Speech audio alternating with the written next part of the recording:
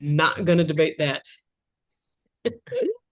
We are back and we are going to discuss the heartbreaking Oh episode 3 man. of Daredevil Born Again. We discuss the kind of like a mini recap, what we thought, where we think it's going, character development, and then at the end we give a grade for it. And we really enjoyed episode 1 and 2. I think we came around, I think, about an average of a B, which Yes. is not good. We are cautiously optimistic about everything Marvel puts out because, Very much like true. a toxic relationship, we just keep going back to it no matter how much they hurt us. Yes. So, again, let us know how you feel about it in the comments. Tweet at us, send us messages, let us know if there's something you felt like we missed, overlooked. But let's get into episode 3. It is about the trial of Hector Ayala, the White Tiger, against basically the NYPD. And we also are kind of on the other side dealing with Wilson Fisk, Kingpin's, like his little empire that Vanessa has been running in his absence is kind of not exactly breaking, but there are, when there's a vacuum of power, people Yeah. tend to I mean, I play see around where with it. she's coming from. You It's brought her true. into the family business, Gave her a and taste of the then danger and yeah, tried to and take it then from her. you decided after getting shot in the face that you didn't want to do it anymore, and you're like, hey, no. Yeah, No she's been explanation. right. You've given her a job. You took away her art. You took away her art career. Now you're taking away her gangster life. So Yeah. that is what episode 3. That's a really brief description about episode 3. But what are your initial reactions to it?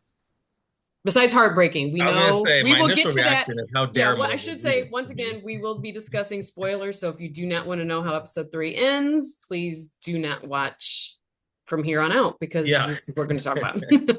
I So thought it was a really, really good episode, which is surprising. Not surprising, but like the show was called Daredevil Born Again, right, and the most Daredevil that you got in the episode was him holding one of the horns towards the end sure. of the episode.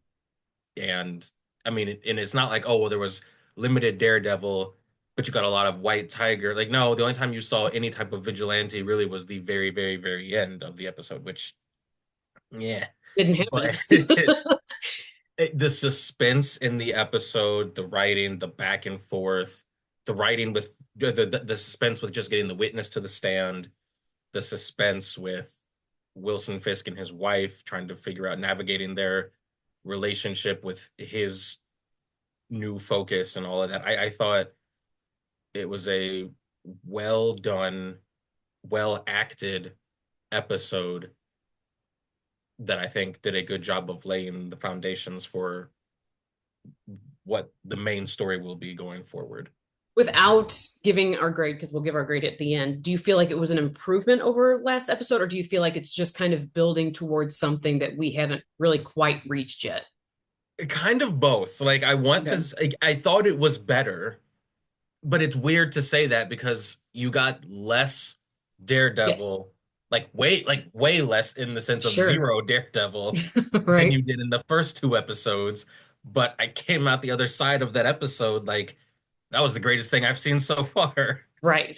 You're right. Yes, yes. And how do you feel like kind of like Matt Murdock? Well, then I can't say like how's Daredevil progressing because we didn't get, again, like you had stated, we didn't get a lot of him.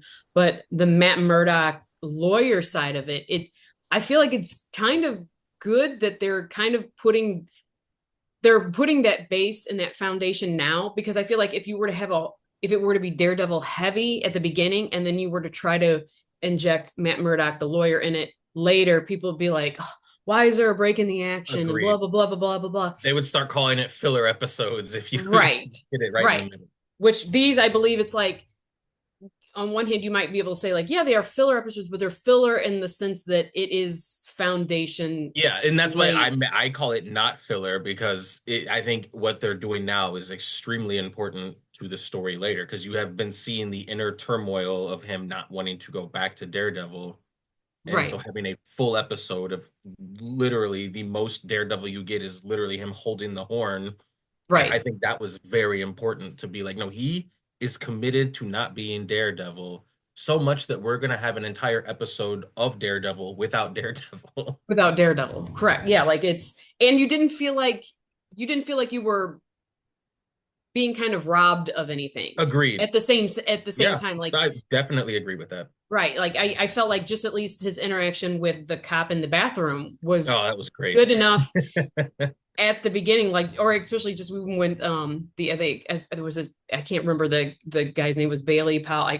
It's something basic. Yeah. Um where he told him, like he's like, hey, I'm hearing that you got a black eye, and it's like Well, the best cure for a black eye is fast hands. I right. He died. invoked his dad in that a lot, didn't he? He's calling back to his father's Yeah, um yeah, his that was no, that it was such a well done episode, and I don't watch a ton of Law and Order, but I've seen enough sure. episodes in Every my all of 30 us years of have. life. It's always I on think TV. everyone has seen. If you have not seen a Law and Exactly. Order, like at this point, like if you haven't seen, that would be like you haven't seen Game of Thrones, you haven't seen Law and Order. Like, what are you Right. doing? What are you consuming? Exactly. Exactly. Like I'm not following it religiously, but I've seen enough episodes. Sure. Like that's how it felt, but I had more of a connection to all of the characters. Like I guess in Law and Order, you've got a connection to the cops that are part of the trial and maybe the prosecutors. But this one, it was like the lawyers, the person on trial, like all of it. You felt more connect. It was like a very emotionally connected Law and Order episode. And especially even you still got the yeah, you still, I think they're doing a good job with it, keeping it grounded, but still keeping it very much in the Marvel Cinematic Universe with the cops having the Punisher tattoo Yes. on the neck, like them giving the shot, like him introducing the White Tiger like mask in the middle of like Oh, that was because like wild. you would almost like if they weren't doing such a good job at it, it would almost make it ridiculous, right? Yes. Yes. Right? Like you would be That's the like, thing. Yeah. and he's holding up like Yeah. the like a superhero mask in the middle of a trial, and you'd be like, what, like this is so like what are we doing here? Yeah. But it's you don't you when he did that, your honest reaction should have been like, oh my God, like, He did it oh, after he did everything it. he Like, said at the beginning to the judge and the lawyer, the other lawyer, and then knowing that he himself is a vigilante who has a secret identity to protect, like both of those things came into play when he pulled the mask out. And I was like, you of all people, the lawyer and the vigilante just did like the worst thing possible. which we find out at the end of the episode was the worst thing. Like, it's his desperation to win that trial, which I don't know if you kind of wonder where that, like, because it wasn't like it was a trial for Foggy, and you don't know, like, was winning, because I know that they celebrated, winning the trial later with, the bottle of bourbon, whiskey, whatever it was, Yeah. it to winning the trial. Um, but you just wonder where this desperation came from. Like, he was so desperate to win that he did the one thing that if it happened to him, he would have lost his. Yeah. And he very nonchalantly was like, you can't be White Tiger anymore. And maybe he was nonchalant about it in the sense of, I gave up being Daredevil for now. Right, So you can too. But I right. was kind of just like, that wasn't your choice to make, which is kind of what everyone said. And again, him being a vigilante, like, you should know better than that. And I agree. Like, I realized he was trying to save his life because if they lost the case, he goes away forever. So that was what he was focused on. But you also can't tell me that you didn't know, maybe not so soon, but you had to have known that outing him as the White Tiger was also going to put a target on he and his family's back. So it was like a lose-lose situation in a way. Especially But after you've lost Foggy due to exactly, his association with you as Daredevil. exactly. So Like, that was a little we not we yeah, weird to me that it seemed like he was only focusing on, well, I got to keep him out of prison. I got to keep him off death row. So I'm doing this to save him and ignoring the very obvious, like, but are you saving him and his family if you do this? Right. Yeah, it's you wonder like yeah, he was it a trial for his conscience or was it a trial actually for White Tiger? Like, what was he fighting so hard here against? And again, Yeah. we have to acknowledge that he still is very unaware of all the. I mean, I wouldn't call him and Punisher friends, but by any but they do have the same goals. They just go about Yes. it differently. I don't want to say they're on the same side, but they are on the same side. We when it comes, They push comes have to the same shove, end goal. They just have different methods of getting, very different methods of getting right? there. They're always going to be against Wilson Fisk slash Kingpin in this. Yes. He is still very unaware. We, as the audience, are very aware of the police ties to what they think the Punisher ideology is. We're not Yes. sure. We're pretty sure that Frank Castle's not going to be too happy with like him, like him being very unaware that there's a soldier army base building up in his name. Like this is Flying not his flag, doing the opposite of what he would have wanted. right, exactly. But Matt Murdock, Daredevil, is still very unaware of the Punisher ties to the police force and actually the corrupt police force. That's Yeah. what's really going on right now. Switching over to Wilson Fisk and Kingpin, we had obviously a little turf war going on at the beginning, and come to find, I mean, like then you get the discussion between him and Vanessa about like let the him saying like basically like let the rats kill each other, let's just stay out of it. We can tell Vanessa's very not on board with that, which you find out later when I believe I'm gonna blank on his name, but I'm gonna look it up real quick. Buck, Yes.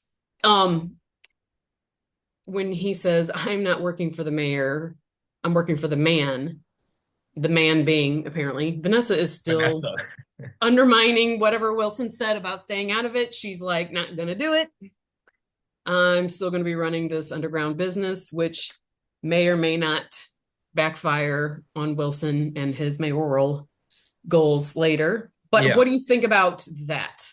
I think, like I said to start, I get where she's coming from. And like you said, he took away her main business, brought her into his business, and then after his own personal journey, he's come back the other side wanting to be the mayor. And again, I think we both agree he's not, I think he believes that he is being noble, but in the end, he's still going to be the kingpin, but he is excluding her from it and excluding her from calling the shots publicly. Obviously, she still is doing some of that. Um, she got a taste of power, then it was taken away. I think she still holds some resentment from the fact that, like she said, she was the head of the table. And then Wilson, in the first episode, Wilson Fisk walks into the room and immediately everything shifts.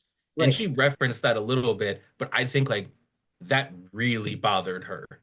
Right. Like in an instant, without saying a word, him just showing up, everyone tossed her to the side. It was like, oh, well, the man is here now.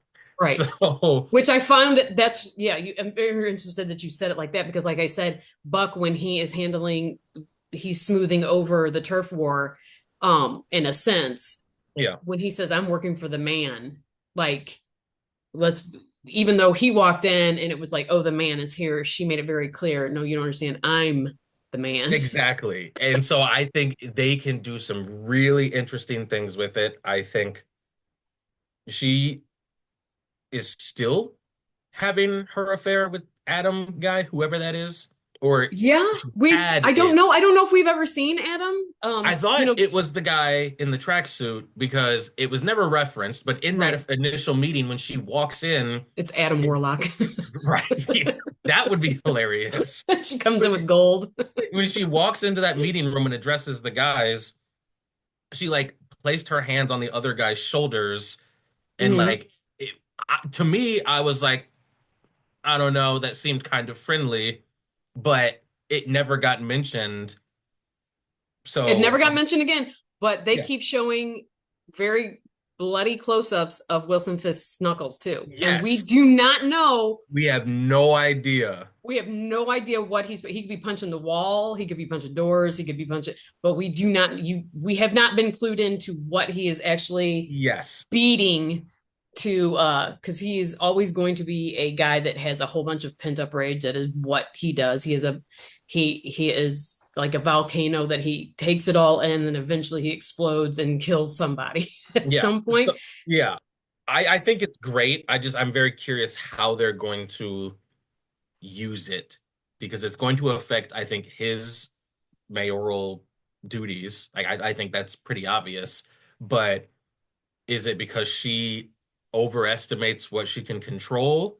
Is it Right. someone catches her or him at the scene? Like, I want to know how they're going to use what she's doing. Is it going to be the police commissioner launches his own investigation, finds out Right. she's up to something? I'm excited to see where it goes. And it's very much because you're not seeing the violence on that side of things, but know that it's still dangerous over there. Right. Yeah, like it's like if she doesn't end up paying the price for whatever she's doing, somebody close to her is going to. Like Exactly. that, I mean, like, yeah, he promised not to well, I mean, he does pretty good with his promises. He promised not, he said, I'll never touch Fog. That was not me. Like I Yeah, promise I'll leave them alone. That what Bullseye did, not connected to me. Maybe he's really good at, but you just feel like somebody is going to pay the price for when and if he discovers that she is still operating behind his back. agreed. What do you think that the episode did? We're gonna go bad first and then good. What do you think it did? What do you think it missed out on, or what do you feel like it lacked? The part I think it lacked, and I know there are still plenty of episodes and they've already been confirmed for like a second and maybe third season, but Mm-hmm. knowing what we know, and maybe this is our own fault for looking ahead, knowing that Muse is going to be a bigger character in the series. Which we did see again some more art. The Exactly. Punisher art it had Muse and they Yeah. like it had the Punisher and then it had Muse. So we definitely are going to see, and that's going to be if they stick close to the comics. He is his art is very graphic and bloody. Yes. And so I think maybe knowing that he is going to be an important part of this storyline, very, very, very subtly foreshadowing that, I feel like is kind of not doing enough to make me care when he finally hits the scene because we know so little about him. Like since we Right. know Frank Castle previously, all we need is the tattoos or the vest with the spray paint to be like, okay, when he gets here, like you're done, and that's all we need. But I feel like you've sprinkled in a little bit of Muse, but not enough Right. to really make me care. But I know that he's going to be important later. So it's like, okay, so now you've wrapped up the Hector Morales storyline, kind of. Oh, Like they when did. You said you said Hector Morales, but you meant Hector Morales, Ayala.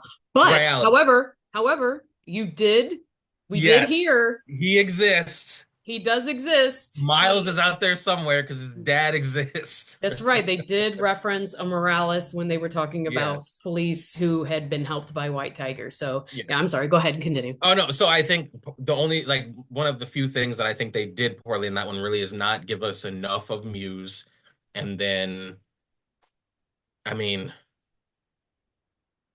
it was such a good episode. Like I mean, maybe I'm splitting hairs, but when they found Hector not guilty, I kind of wanted more of like, okay, so if he didn't purposely kill this guy, the second half of that is, okay, so what were you guys doing that led to your partner being killed? Like if the jury has decided he didn't do it, there's still the question of like, so were you roughing up this guy? And it Right. was more like, oh, he didn't do it. The end. We're Yeah, you're done. right. You're gonna kind of wonder is like, are we done with Nikki Torres, the CI? You know, Yeah. like the informant. Like, is he Yeah. just going? It's Why like, were they is that roughing him up? right? Like, is that how done are we with that entire Yeah. storyline? I would think that the good thing about, I don't say the good thing about Matt Murdock dating the psychologist Heather Glenn is at least knowing that that Bastion slash Muse is going to be one of her clients, and that we'll get, it's going to give us an opportunity to get in to that character without it seeming very lazy writing and Yep. like him just like sitting in like an empty apartment writing in a journal out loud to himself. Like at least we'll Right. have that like deep dive into maybe his psyche through like legitimate. Through the dialogue with him and his psychiatrist. I That was something I did think of when he first approached her. My first thought was, ooh, well Yeah, done, because we can get a lot of stuff figured out between their scene, and it would make sense for it to be spoken about. right, which is going to ultimately, if I mean it doesn't probably gonna put her in danger. Yes, 100%. I Like mean, like there are that's some constants when it comes to the superhero genre, and that's definitely one of them. right. Now, the one thing I think they did right is, I mean, as much as it pains me to say, is they did let you get close to a character and Ugh. pulled the old Game of Thrones rug out from underneath you and immediately kill him. But we are in the comics. White Tiger is passed down to his niece. They introduced his niece. I'm not Yes. saying that that is where they're going to go, that she's going to be in Young Avengers. I'm not making any of those leaps, but they at least introduced his niece and let as a shout out to the comics, like, hey, that should have been our hint that we were not going to be long For sure. with our white tiger, but very, very shocking, very good, just a gut punch at the end. Yeah. And then to find out that not only is he killed in such a brutal coward I mean he wasn't shot from behind, but he was just came up inside of the head shot. But then you find out that whoever did it also is invoking his what he believes the Punisher is, because Yes. he had the pun. And let's pray that it is not our dear Frank Castle. I don't think he would do something like that. Um, I'm excited to see the dialogue, because once Matt finds out that yes, there is a group of corrupt police officers using the Frank Castle logo and doing what they think he believed in, hopefully they bring in the best writers. Because I mentioned in our in the first episode the dialogue that they had on the rooftop back in whatever season of the first Daredevil series, where they are basically going at each other, talking about right, how, their different approaches to sure, justice. And even in the end, Matt still told him, like, I disagree with everything you're doing. And they kind of just agreed to disagree. The discussion, the debate that is going to happen between those two when Matt finds out, like, I cannot wait for that. like yeah, it's like it's one of those things. Like, does Matt contact him and say, "Hey, get back to New York from wherever you're at and whatever you're doing, and help me with this problem," Problem that you or started. Like, he's going to blame him for it. I'm like, well, he's going to blame right, himself partially because he outed him, but I feel like he's going to blame Frank, because it's like, I told you, just going out and putting people in the dirt was not the way to do it, and now you've got half the precinct or however many right, are going off the example that you made. Like, right. he's going to blame him for it. Yeah, definitely. It's yeah, it's going to be very interesting on how Frank finds out and then how those two resolve it, and even just their discussion before the resolution comes to pass. Right. And in the meantime, maybe it happens because at the towards the end of this episode, we also saw Wilson Fisk moving towards how he behaves in Devil's Reign, where he is getting increasingly well, I mean, he's always been anti-vigilante because he himself is a criminal, so, and that's who they Right. target. Um, but he's moving towards the banishment of it happening anywhere in New York, at least under his reign. And so you kind of wonder if that, even just him coming out and publicly saying we're not going to do this anymore, and then the cops, and then if the cops are doing vigilante justice and then Wilson's blaming the vigilantes on this, does that get Frank involved, like, oh, I'm not Right. here, I'm not Right. doing any, like, what's going on, that kind of thing. So yeah, it's that's going to be interesting because like how the three of them battle this out. Because again, if he does end up banishing vigilantes and Bastion slash Muse, gets on the rise, increases And what he he's going to be too does. much for the cops to handle. So it's like, Right. how do Right. we go Yeah. about that? Right. Is he using but it's like, yeah, it's very strange because he did a mural on Wilson Fisk, the duality of him, and then Mhm. his next mural was on Punisher. But like, yeah, it's how they're going to get Frank into this is going to be. I've heard that episodes 4 through 9, I believe, are like masterclass. So can't wait for those, obviously. Yeah. So to kind of bring this to an end, what would you give the grade? What is your grade for episode 3? My grade for episode 3, I'm giving it an A. I Okay. am undecided on if I think it's A, just an A, not an A plus, not an A minus. I can't give it an A plus because, again, even though I feel like I wasn't missing it, I still enjoy the violence, and you've got, this martial arts master and all of that. Right. And so there was zero of that, but I Right. still thoroughly enjoyed the episode. But again, I was torn between just an A and a B plus because I thought for what it was, which was a courtroom drama, Right. it was phenomenal. But there's just like this small part of me, even though I didn't miss it, is just like, okay, but like I need some beat downs. It's like I need a little bit. Yeah, I will help you out. I will actually give it an A minus just for the fact is it the only thing that we can feel like that I feel like really was lacking in it.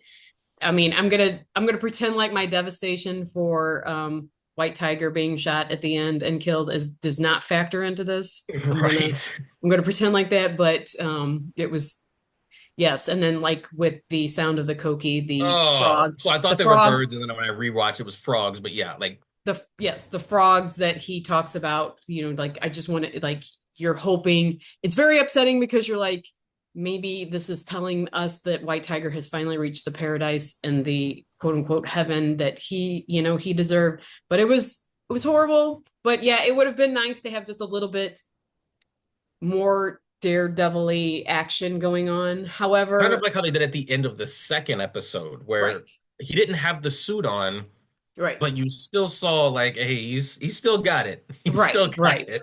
right. But like I said, like we said earlier in this episode, we do appreciate them laying the groundwork for who he is outside of Daredevil. Yes. So if they ever have to go back to one of these courtroom scenes or just deal with him as a lawyer, that we don't feel like it's coming out of left field and it's just bleh. So you give it an A, I give it an A minus. Again, I think we're about the same. It's about the same, or what we think is good and kind of like our not our concerns because really they're doing a pretty solid job so Yeah, far. agreed. I mean, right, it's not ever going to be Penguin level. I'm not saying that it can't reach that. There would Right. have to definitely be more dialogue between big characters, Frank Castle, Wilson Fisk, for it to kind of hit that kind of level. But I think so far they've done a pretty for Marvel, Yeah.